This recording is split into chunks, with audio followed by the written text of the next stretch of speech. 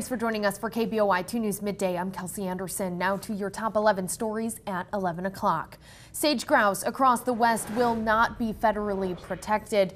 The U.S. Interior Department rejected protections for the near extinct bird. Federal protections would have restricted oil and gas drilling, grazing, and other activities in 11 states across the West. Cleanup crews are making progress after a major mercury spill in a home near downtown Boise. EPA workers say they have successfully removed it around the exterior of the house. Lee Street is expected to reopen sometime this afternoon.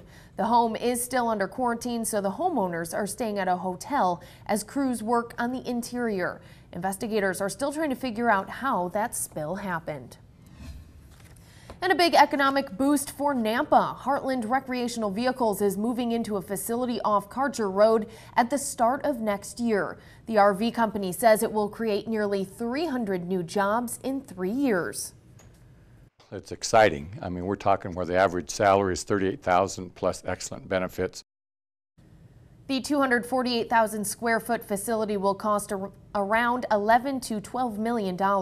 This announcement comes a few months after the Go-Go Squeeze applesauce plant opened right next door.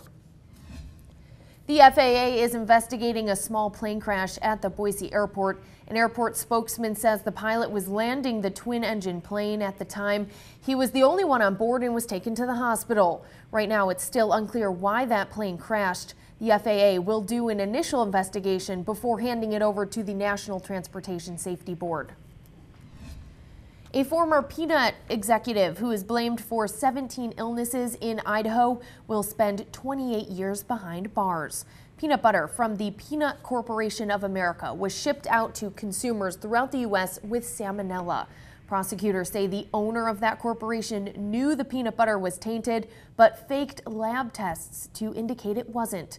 The Centers for Disease Control and Prevention reports 714 people were sickened by the peanuts, including 17 people from the gem state.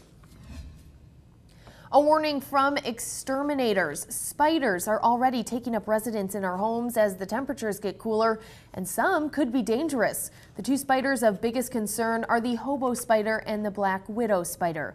Black widows can be identified by a red hourglass on the spider's abdomen, and hobo spiders build a funnel-like web. A new traffic pattern will be found on Gowan Road near I-84 today. Drivers turning right onto Federal Way will need to get into the turn lane early. Also, drivers can no longer turn left onto Gowan Road from the westbound off-ramp. This traffic pattern will last through November. Meanwhile, drivers can access Gowan Road west of the interchange using the Eisenman exit. And tonight, the westbound off-ramp at the Broadway interchange will close. Crews will install overhead signs. Drivers will be detoured through the Vista interchange. That ramp should reopen by 5 a.m. tomorrow. Former Canyon County prosecutor John Bujak will no longer be a lawyer. He resigned from the Idaho State Bar, saying it's the best decision for him, his health, and his family. In 2010, Bujak was accused of embezzlement, but was found not guilty of that charge. A guest opinion from Idaho's Superintendent of Public Instruction is getting a lot of criticism, but not for the content. Readers reacted online over the punctuation and grammar in Sherry Ibarra's piece. Idaho Education News ran the piece as submitted. The Idaho Press Tribune did some light editing.